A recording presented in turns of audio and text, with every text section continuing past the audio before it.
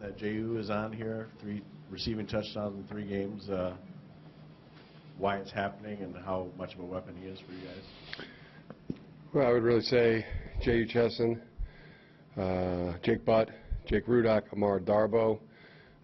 Those 4, I think, are playing as well as anybody in the Big Ten Conference as a group, and all 4 of those deserve any success or accolades, performance that they're achieving, because they've really earned it. All 4 with their work ethic, with their dedication to being good, and their seriousness about winning and winning performance at a very high level.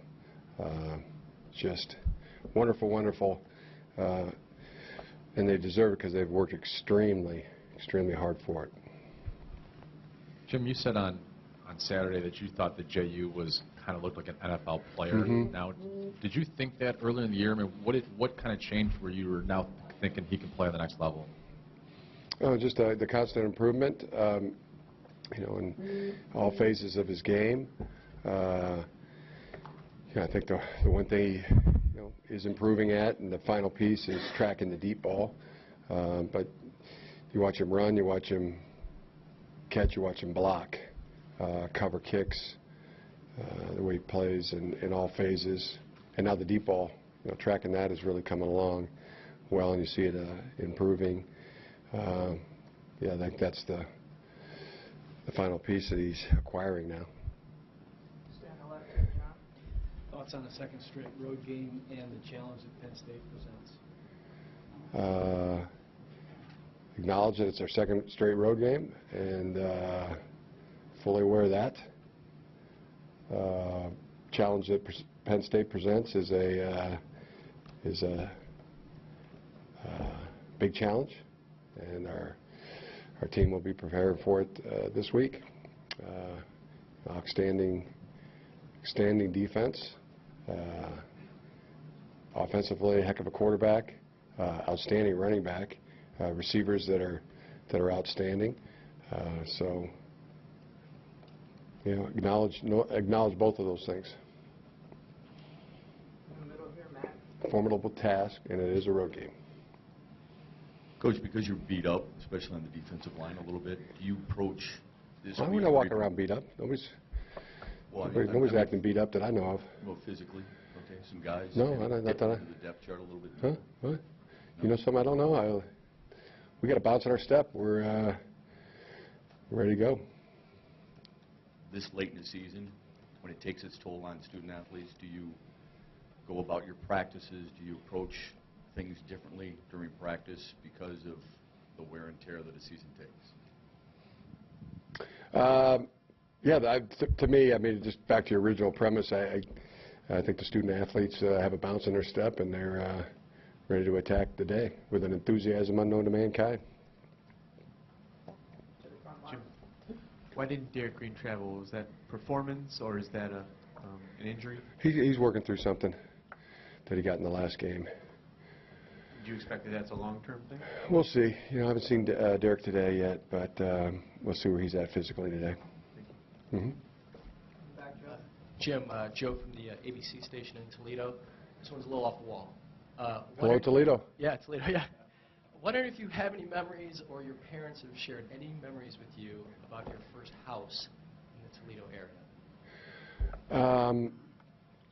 And just that, we were living in Perrysburg. My dad was the head football coach at Perrysburg High School. Both my brother and I were born there. We have driven by the house that we lived at in Perrysburg, but it's been quite some time. Most of the time growing up here in Ann Arbor or in Iowa, we would always drive back to Ohio, Crestline, or Cleveland. That's where my grandparents lived, and all our uncles and aunts and relatives, etc. So the stories were always, when we went by, there's the Maumee River. This is where you guys were born near here in Perrysburg, and sometimes we were little, they'd drive us by where we lived. But it always happened either way we were going. whatever direction we were driving to or coming home, we'd talk about that. And was it Jim Leland from Perrysburg, and who's the Jerry Glanville. Those kind of stories. Is that good enough for your story? Perfect. All right. Thank you. Yeah. Yeah, we're proud though. Brother John and I are proud to be born in Perrysburg, Ohio. To the right in the middle, Nick. Jim, you guys played a lot of snaps defensively. Do you feel like Royce Jenkinson had one of his better games against Indiana? Yeah, I mean he was fighting in battle, and he won some and lost some of the battles, and it was everybody on our defensive front. We're going to watch the game, refit, retool, regroup, and see how we can improve in that area. But no doubt the fellows were battling up front. Do you want to go over in the front to Mark? Sorry, was there a common theme between the penalties when you watched them on film? I mean, something that was wrong technique-wise or something, or was it some of the calls questionable? The ones on us, penalties on us? Yeah, 13 or something like that? Yeah, a lot of false starts. We're figuring out ways to jump off sides. Was probably the biggest in terms of theme. Mental issues or physical issues more? Yeah, I don't know what the physical would be that I'm aware of. Not aware that there's any physical issue in leading to a false start. Are you? They're just trying to time in or whatever? Is that?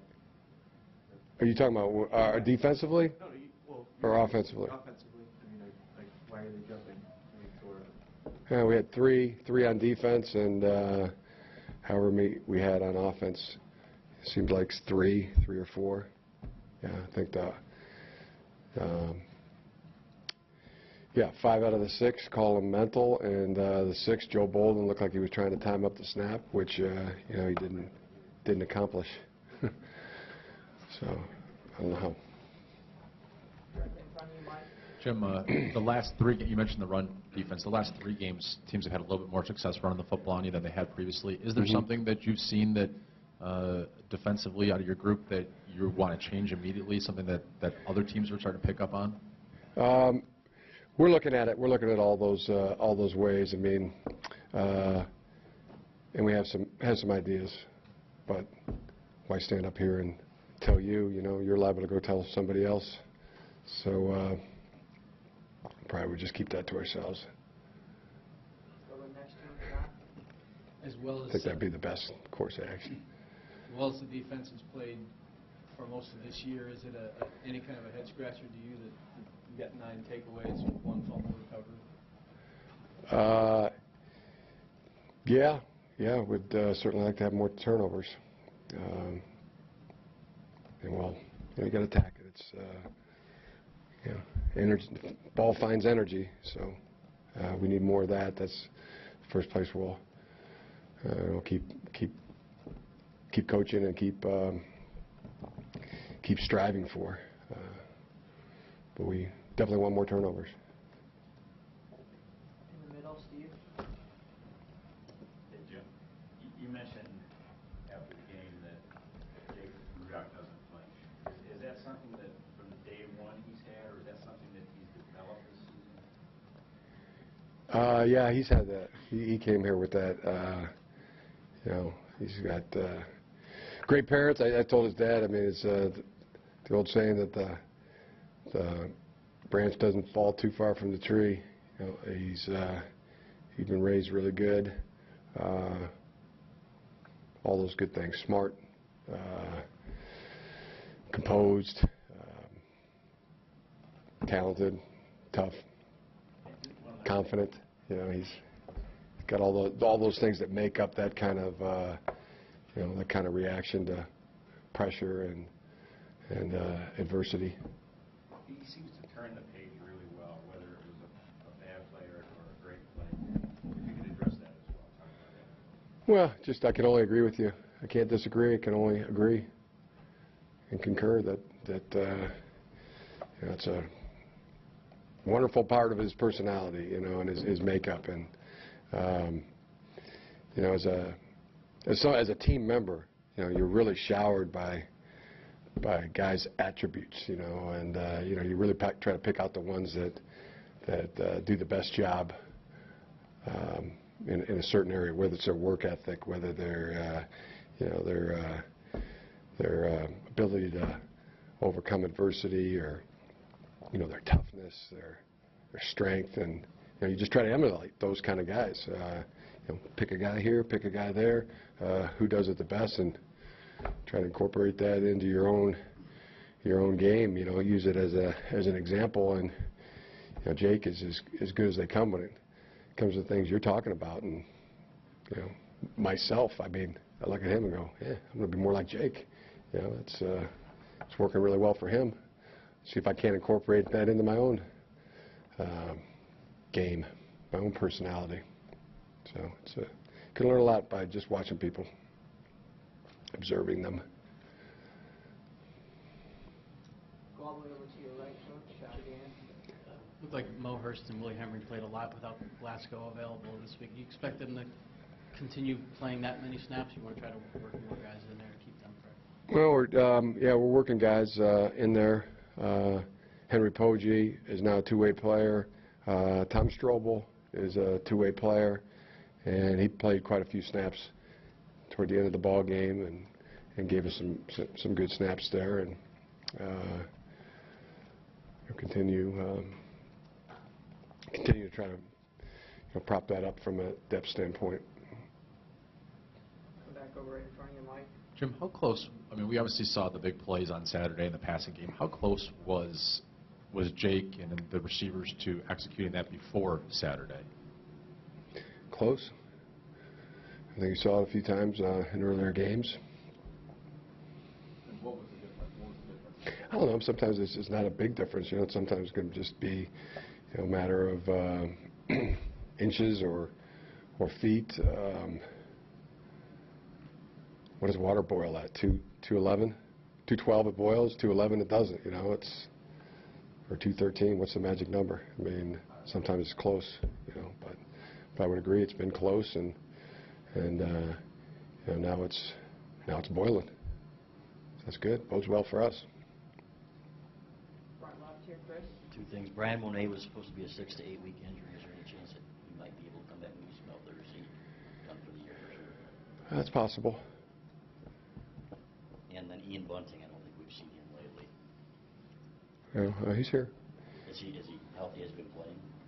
He hasn't. He's healthy. Yeah. Okay. Yeah. Okay. Yeah. You good now? Well, I'm good if you're good. Yeah. I'm good if Ian's good. You know, if the players are good, I'm good. Middle left there, Adam.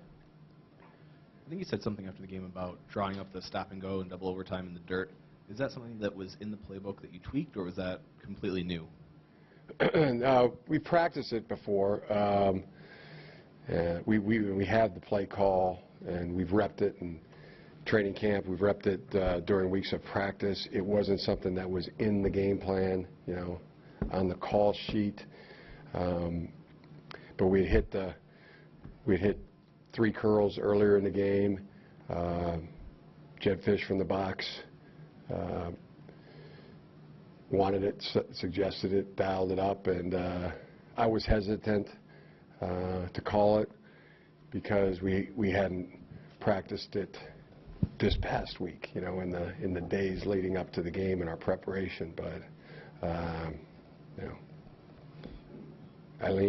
I'm like Abraham. I'm going to die leaning on our coaches. You know, I'm like Abraham. I'm going to die leaning on my staff. I think is the way Abraham said it. And I'm going to die leaning on my staff too, and trusted Jed and what he was seeing, and you know, the rest is history. Walk off overtime touchdown pass. I guess that wouldn't technically be a walk-off, would it? Because we had to play the bottom half of the inning.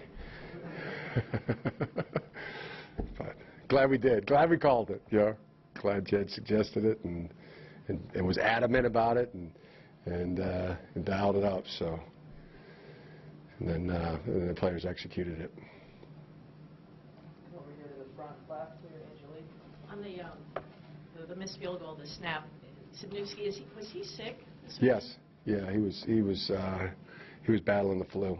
And he arrived separately. He didn't come with the team. Yes, that's right. Yeah, he was battling the flu. Felt like he could possibly still be contagious, and we didn't want him to travel with the team. And he drove down with his parents. Generally speaking, with the special teams, the last 2 weeks giving up scores. I mean, how did you diagnose the punt return this past week? Yeah. What happened on that? Similar, very similar to the last one. The two are very similar. Yeah. Quick fixes? Well, they'll be refitting, retooling, regrouping. Addressed. Certainly, yeah, as it was last week, and we'll see if we can get it fixed. And before anybody wonders, I mean, we traveled. You're allowed to travel 70. We traveled 69 to the game, so we had an open spot for Scott to come down and dress for the game, just in case. I know you all very well. How you think? Last question here with Matt. You can't argue. You can only agree, right? You can't disagree. You can only agree. Is there ever a time where you trust your quarterback so much when he's in a rhythm where you would allow him to almost call plays as the game is going to a certain extent? I know trusting is a difficult thing between an OC and a quarterback, but is there ever a time like that when you feel like Jake has reached that point almost, if he hasn't already? Yeah. I think he's reached that point, and yes, we would trust him, and we have. I mean, to the extent that we do it now is, I'll give him a play or two. Which one do you like better? Here's three. Which one you feel more comfortable? And I always get good feedback. It's either like them both, like this one better than the other, like those two better than the third. But to a certain extent, we're doing that. Is that during a game or when you're During the game, yeah. All right, last question. Sometimes when I call him, when he comes over to the sideline, in between series, et cetera. Not every play, but quarterbacks like to just play. They like to. Most all I know, like the players to come in from the sideline and trust what the coaches are seeing in the press box, and it's rare when you do get feedback. Good feedback, because the guys are so in the moment. I mean, they're so just wanting to execute the play and thinking so hard about their responsibility. And in the quarterback, at the quarterback position, you're thinking about your responsibility and the other 10 on the offense and what their responsibility is, in addition to what the key players are doing on defense, coverage, front, blitz adjustment. So there's so much that they have to think about that it's not easy to just, and plus be the coach and call the plays and even give feedback. So it's rare when that happens, but the good ones are like that. Jake's like that, which is good. Last question. Jim, you said earlier that nobody's feeling beat up. Everyone's feeling fresh, ready From to what go. I've seen, I see everybody seems like they got a bounce in their step today. Some of the guys said a couple weeks ago that you told them the rest of the way has to be a playoff-like mentality, playoff-like attitude after that Michigan State loss. What does that mean when you say that? Well, I mean, probably just think back to any playoff situation that you've ever been in or that you know about, or your own experience. I can draw on coaching teams in playoffs, being in playoffs as a player. Heck, I mean, when we were young and living over on Anderson Street, in the summer we'd all get together in the morning and go play basketball at Patton Gill Elementary School. They had a concrete basketball floor, 2 rims with the chains as the nets. You picked your team. and you started playing, and the team that won got to play the next game, and if you lost, you had to go to the side and pick a new team. And the goal was to play all the way to lunch. You know, I didn't want to miss out any games. You know, to me, that's what, you know, when you're in playoff situations, you're going to play more games if you win, and if you don't win, then you gotta watch. So we're in that kind of situation. We win, we get to keep playing after the next 2 games. If we don't, we don't. Then we don't. Then we got to watch. So that's it. I mean, that's facts are stubborn things. Lunch would be Indianapolis? A lunch, what? Plate of lunch. Plate of lunch. What's lunch for you? Yeah, that would be the the opportunity to play in the championship game, the playoffs. You know, playoff situation. It's limited. You know, it's limited in college football. There's, you know, really, they have a 4-team playoff for the national championship, which is unlike any other sport in college athletics that I'm aware of. But at least we have one. At least we have it on a limited basis. The 1AA subdivision, they have a 16-team playoff. And I think if you looked at basketball, hockey, all the other sports in college, there's a playoff. So yeah, I personally love the playoff type of situation and atmosphere. And you win, you get to keep playing. You don't, you got to watch. But unlike the patio playground, you need somebody else to win on the other court. So are you going to be rooting for Ohio State to beat Michigan State? There was only one court at Patton-Gill. Yeah. I thought I made that clear. You weren't following along there. All right, we good? All right, thanks.